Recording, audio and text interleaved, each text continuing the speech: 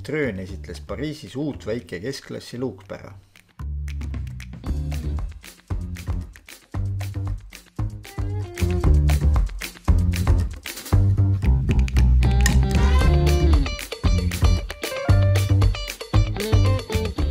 Ja logo on uus, ovaalne, nagu eelmisel aastal tutvustatud ideeautol. Sellelt on elektrikas põhimõtteliselt saanud ka oma esituled.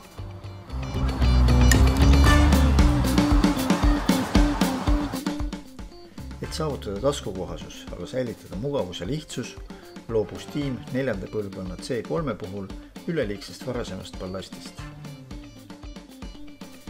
Traditsiooniline juhi esine näidikupaneel on kadunud ja siis selle asemel kuvatakse sõiduinfo läikivale mustale ribale juhi ees. Citroën nimetab seda oma HUD-näidikuks, ehkki tuuleklaasile midagi ei peegeldata. Näis, kuidas selline lahendus ennast praktikas tõestab.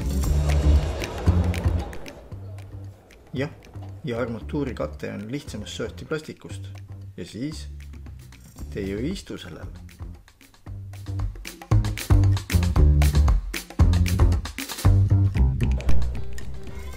Uus C3 jõuab vana mudeliga võrreldes tarbijani odavamana ja seda koguni elektrikaks muutmise kiuste. 9 Euroopa riigis algab hind 23 300 eurost. Eesti hinnakiri selgub detsembrikuus, arvestada tuleb iga riigi maksureeglitega. Lihtsus ja selgus jätkub ka hinnakirjas. Tulemus on 2 varustustaset. Standardis on olemas näiteks LED esituled, kaugtulede automaatika, tagurdusandur ja nutitelefoni dokk, millega saab juhtida muusikat, kõnesid, raadiot ja navigeerimist. Max-versioonis saab juurde näiteks täiendava polsterdusega uue põlvkonna esiistmed, reguleeritava kliimaseadme, vihmasensori, soojendusega elektripeeglid ja valgustundliku tahavaatepeegli salongis.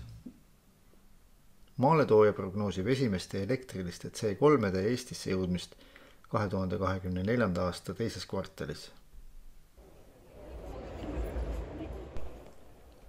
Auto aku on piisavalt suur 320 kilomeetri läbimiseks, kuid samas võimalikult väike, et hoida kokku auto kaalus.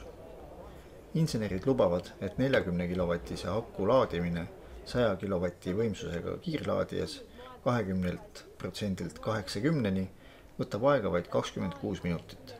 Saame näha.